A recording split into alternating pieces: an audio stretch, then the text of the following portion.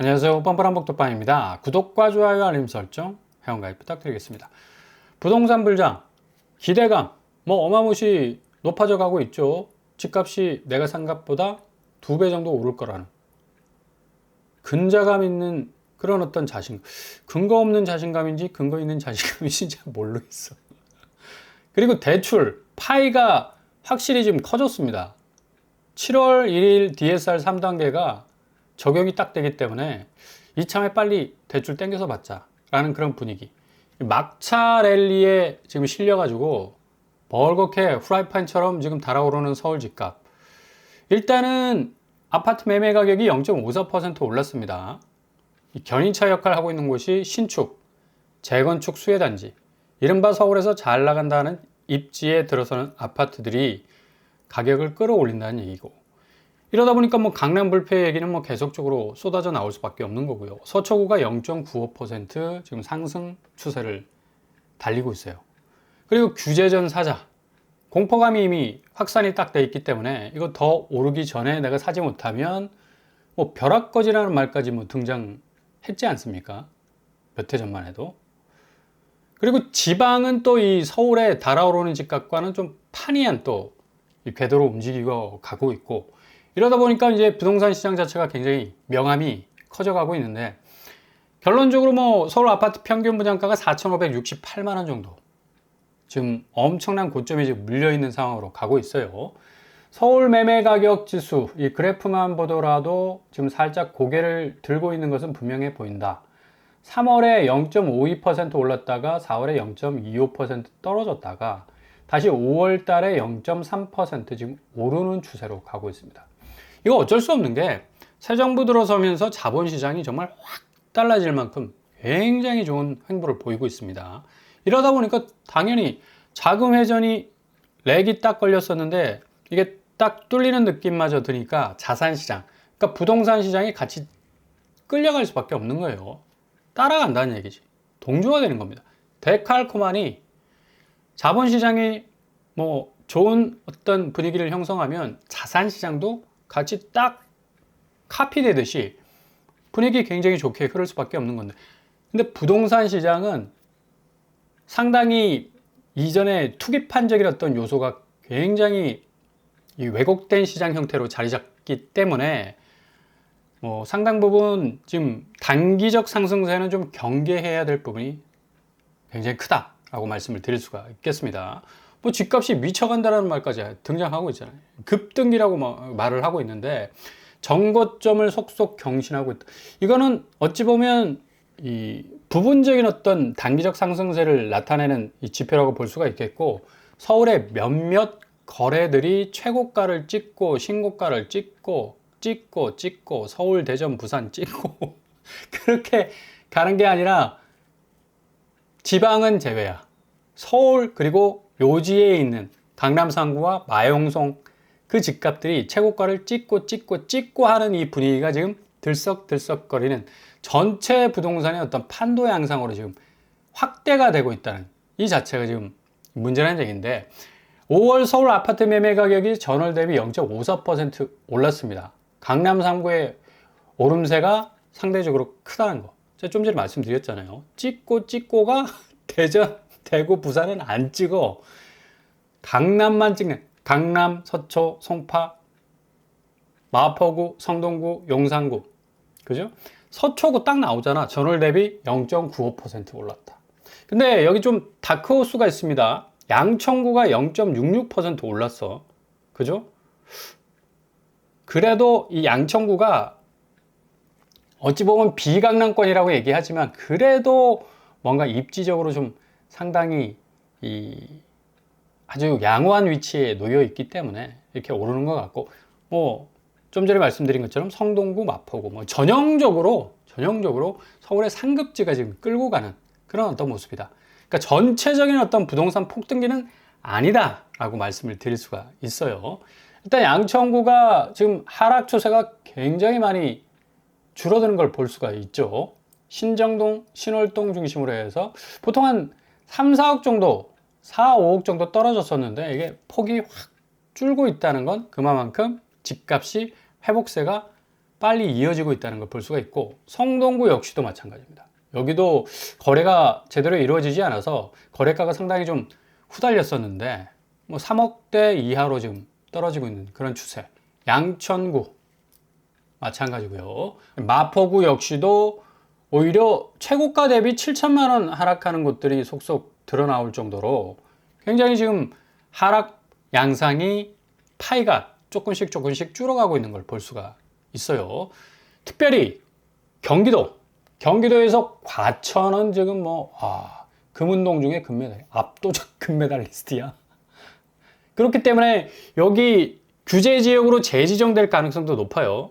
강남 상구처럼 똑같이 취급을 한다니, 괄호 안에 딱 묶어놓고 어느 정도 들여다 봐야 할 곳 아닌가라는 이 규제 지역으로 한정될 가능성이 높은데, 과천의 상승률이 4.6%로 전국 최고치를 그냥 경신해 버렸습니다. 그러니까 매주마다 기록을 갈아치우네. 지금 어마무시 지금 오르고 있는 이유 딱 세 가지. 첫 번째, 강남 접근성 좋다. 두 번째, GTX-C, 그죠? GTX 광역 교통망 호재 물고 있다. 세 번째, 공급이 거의 없었어, 과천은. 실질적으로 3, 4년 전에 프루지오 라비에노, 벨라르테, 대시양 등등 여기 지식정보타운에서 나왔던 공공택지 위에 지어졌던 분양가 상한제 아파트 이외에는 전혀 과천에 공급이 없었다. 그냥 어떻게 보면 거의 씨가 말랐을 정도로 과천의 공급은 그동안 완전히 그냥 증발이 된 것과 마찬가지였습니다. 그러니 당연히 강남 가깝지, 공급 없었지, 교통호재 빵빵 터질 가능성 높지, 전국 최고치 찍을 만하죠. 이런 이유 때문에 어제 과천 그랑레브 대시앙, 발음하기도 힘들어. 좀 우아하게 발음을 해야 되는데, 그랑레브 대시앙 무순위 청약 접수했는데요. 여기 도대체 접속이 안 돼. 홈페이지 들어갔는데 3시간, 4시간 걸려도 접속이 안 돼가지고 발을 동동 구른 분들이 굉장히 문의를 많이 주셨습니다. 이거 어떻게 해야 되냐고. 아니, 낸들 안 와. LH가 답을 줘야지. 그래서 결국에 가서는 이게 홈페이지 폭주 때문에 청약 기간을 연장했습니다. 다시 한번 무순위 줍줍 공고를 냈어요. 18일까지 연장이 됩니다. 그러니까 내일까지 연장이 됩니다. 야, 이것도 참 희한한 현상이다. 이 홈페이지 딱 들어가 보시면 재접속하시면 대기 시간이 더 길어지니까 그냥 접속하래. 근데 보통 3, 4시간 기다려도 접속을 못 하셔가지고 접수를 못 하신 분들이 굉장히 많습니다. 3시간 기다렸는데 헛수고했다는 그런 어떤 얘기까지도 좀 나오고, 10억 로또라고 하잖아요. 아마 더 시세 차익이 벌어질 가능성이 높아요. 지금 과천의 상승세 이 말 달리는 속도를 딱 따져보면 와, 스타바치 누르기 바쁠 거야. 그 정도 어마무시하게 지금 과천이 올라가고 있기 때문에 그랑레브 대시양 재공급 한 가구에 대한 청약 접수 기간을 내일 오후 5시까지 연장했습니다. 야, 세종 같은 경우는 한 10만 정도 몰렸었는데 하루 연장했는데 여기 이틀 연장하는 거 아닙니까? 원래 어제 마감인데 17일 하루 더 지나서 18일 내일까지 오후 5시 마감이 된다는 사실 기억하실 수 있길 바랍니다. 아직 접수하시지 못한 분들은 마감 기한까지 24시간 가능해. 거의 편의점식 청약 접수 형태인데 24시간 불이 꺼지지 않습니다. LH 청약 홈페이지는. 그러니까 언제든 클릭하셔서 들어가셔가지고 자격 조건만 딱 구비되신다면 접수하시면 돼요. 무주택자 되고요. 전국 청약 가능합니다. 그리고 통장, 소득 기준 일체 다 따지지 않아. 그러니까 무조건 들이밀고 한번 자신의 운을 믿어볼 수 있는 그런 어떤 또 청약이 될 수 있기 때문에 이렇게 많은 분들이 지금 신청을 하고 있는 것 같은데, 단지도 아주 참하게 잘 지어진 것 같고요. 그리고 단지 배치도 역시도 남동, 남서양. 숲세적인 어떤 요소도 굉장히 많죠.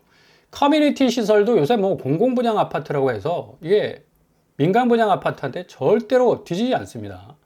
있을 거 다 있어. 작은 도서관, 키즈짐, 피트니스 같은 등등 어떤 아주 알짜 커뮤니티 시설들이 잘 들어와 있고요. 일단 55B제곱이다. 한 세대에 나오는데 진짜 짠하다, 그죠? 한 세대.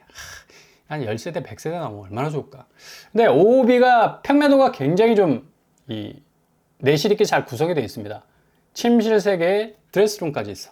그러니까 이거 거의 예전에 84 이 평면도 어떤 모습하고 비스무리하게 좀 이 20평대 평면도도 지금 나오고 있다는 얘기고요. 가격이 좀 신박하죠. 5억 3천대. 야, 지금 뭐 20평대 과천에 들어온 이 아파트들 대부분이 뭐 한 15억, 18억 정도 하는데, 그러니까 뭐 10억 이상의 시세 차익이 가능하니까 사람들이 눈에 불을 켜고 그냥 페라리 풀악셀을 딱 밟고 들어오는 거죠. 칼치기야, 칼치기 그냥. 레미안 슈르가 지금 16억 5천 찍고 있습니다. 얘는 자고 일어나면 1억이 올라. 레미안 슈르는. 아, 과천 진짜 무서운 동네입니다. 이렇게 강남 가깝고 공급이 없다 보니까 뭐 어마무시하게 지금 오르고 있는, 전세도 지금 8억이야. 그죠? 그러니까 5억 3천 되는 분양가로 집을 잡아버리면 이거 어디까지 올라갈지 모를 정도로 뭐 궁극의 아파트 자산 가치의 어떤 세팅에 뭐 대전환점을 이룰 수 있는 그런 어떤 가능성도 있어 보이고, 아무튼 여기 청약통장 가입 여부, 소득자산 기준, 과거 당첨 이력 묻지도 따지지도 않습니다. 18일 10시부터 5시까지 다시 공고를 해서 청약 접수를 받기 때문에 아직 접수하지 않으신 분들은 신중하게 고려를 하실 수 있길 바라고요. 여기 전매제한은 3년 전매제한이 있습니다. 그리고 거주 의무는 5년 정도 되기 때문에 좀 참고를 하셔야 되겠죠. 확실히 싼 데는 뭐가 따른다? 희생이 따른다. 대가가 따른다. 그냥 공짜 점심이 아니라니까. 그래도 여기 어딥니까? 여기 당첨되면 전매제한, 거주 의무가 문제야. 감사하지. 정말 감사한 거지. 그죠? 아니, 전생에 나라를 구한 거라니까, 이게 당첨되면. 4월에 세종시 무순위 공공주택 청약 접수했는데 10만 명 넘어섰잖아. LH 관계자들이 어떻게 해서든 이 청약홈을 좀 이 접속수가 많아질 수 있도록 업데이트를 했는데도 불구하고, 서버 증설을 했음에도 불구하고, 야, 이거 감당이 안 되네. 그럼에도 불구하고 시스템이 먹통이 됐다. 그래서 18일 내일 오후 5시까지 연장이 됐습니다. 과천 웨이버필드 주변에 있는 아파트죠. 대장단지인데 20평대가 18억 5천입니다. 그러니까 5억에 당첨이 딱 돼버리면 거의 뭐 13억, 14억 정도 가져갈 수 있는 또 파이가 될 수가 있겠고, 전세는 뭐 10억 2천, 10억대를 또 넘어서고 있어요. 와, 웨이버필드도 무섭다. 근데 과천 웨이버필드도 여기서 무순위 줍줍이 나온다.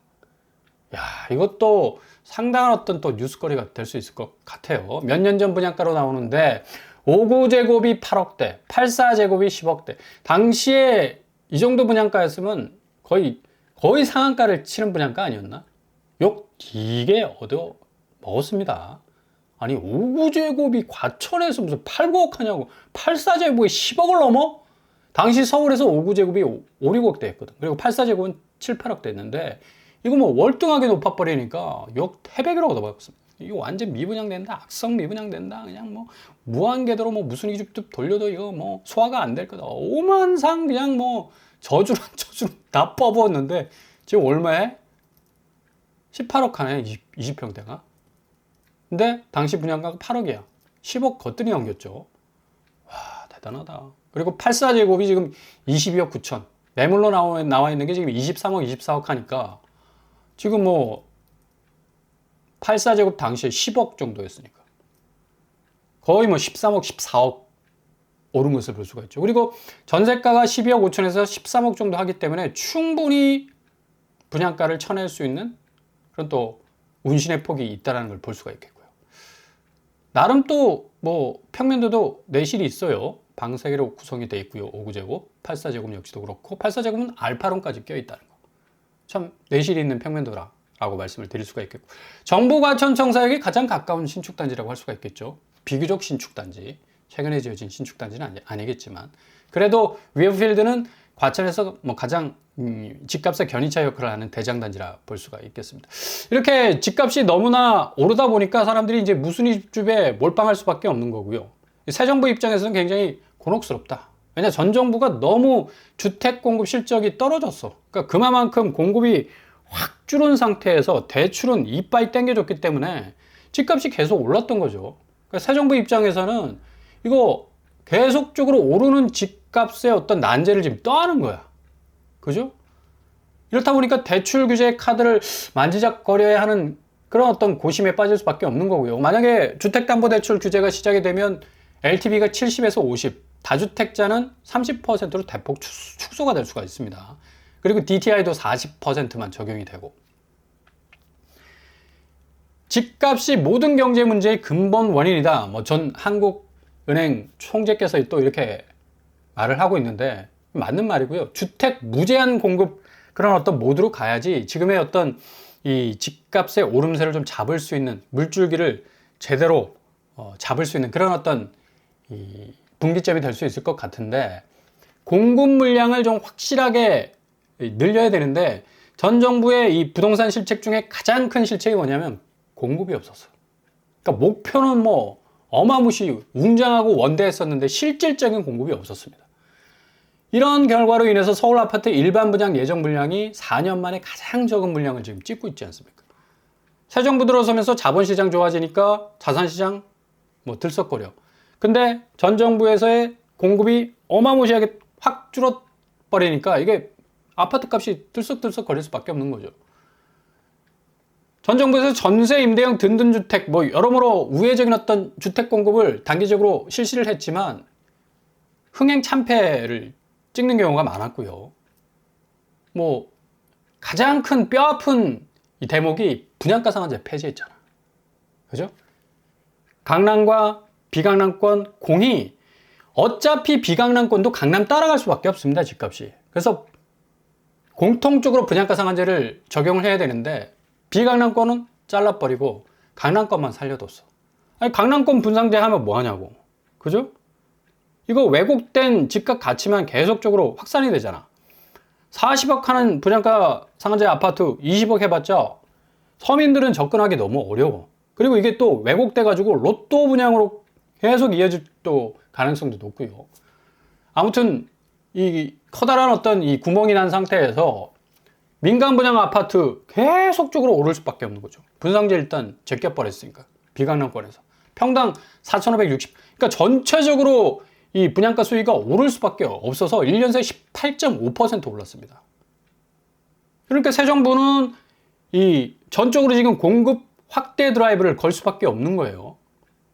단기적인 어떤 공급 부분에서 신축 매입 임대 거점화 이 대안이 지금 나오고 있는데, 확실한 어떤 지난 정부에서 계획만 했지 실행에 옮기지 못했던 유휴부지, 그리고 서울 도심에 있는 그런 여러 가지 공공주택 부지들 뭐 다 끌어모아 가지고 뭐 단기적으로 분양을 때릴 수 있는 방안은 충분히 있다고 봅니다. 그래서 거의 한 3천억, 4천억 정도 배정을 하면서 본격적인 어떤 속도전 양상을 보이려고 하고 있는데, 무주택자라면 일단 청약 통장 꽉 쥐고 계시고요.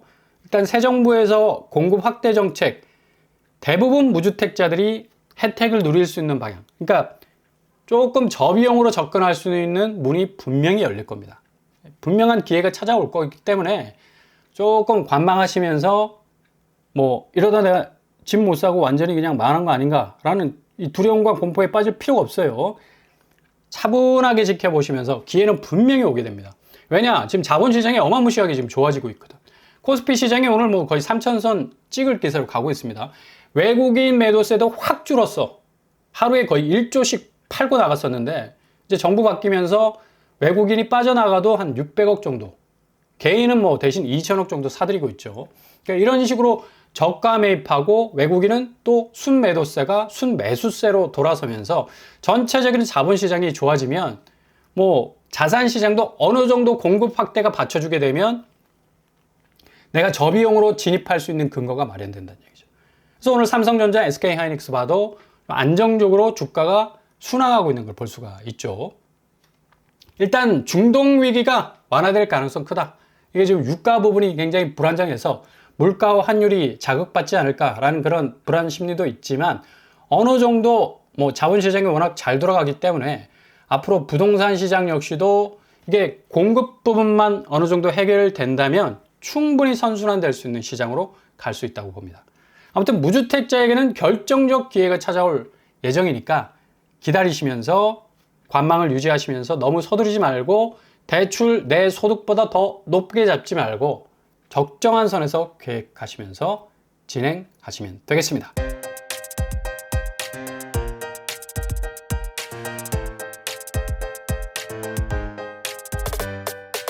오늘의 부동산 캐리커처. 역시 지금 뭐 부동산 혼조세라고 하지만 확실한 어떤 공급 물줄기가 터지기 시작하면 시장은 어느 정도 안정될 수가 있겠다라는 전망을 내놓을 수가 있겠고요. 불장하지만 이게 한 입이 두 입 되고 두 입이 세 입 된다. 결국에 가서는 이런 워딩이 집값 불안 요소를 가중시킬 수가 있으니까 뭔가 확실한 공급에 대한 대책이 나온다면 또 집값 부분도 어느 정도 안정화되면서 무주택자들은 청약 통장으로 내 집 마련에 대한 또 소중한 기회를 잡을 수 있는 그런 어떤 선택의 폭이 넓어질 수도 있겠습니다. 오늘도 응원합니다. 항상 여러분의 길이 꽃길만 되실 수 있길 바랍니다. 이상으로 뻔뻔한 북톡방을 마치겠습니다. 구독과 좋아요 부탁드립니다. 감사합니다.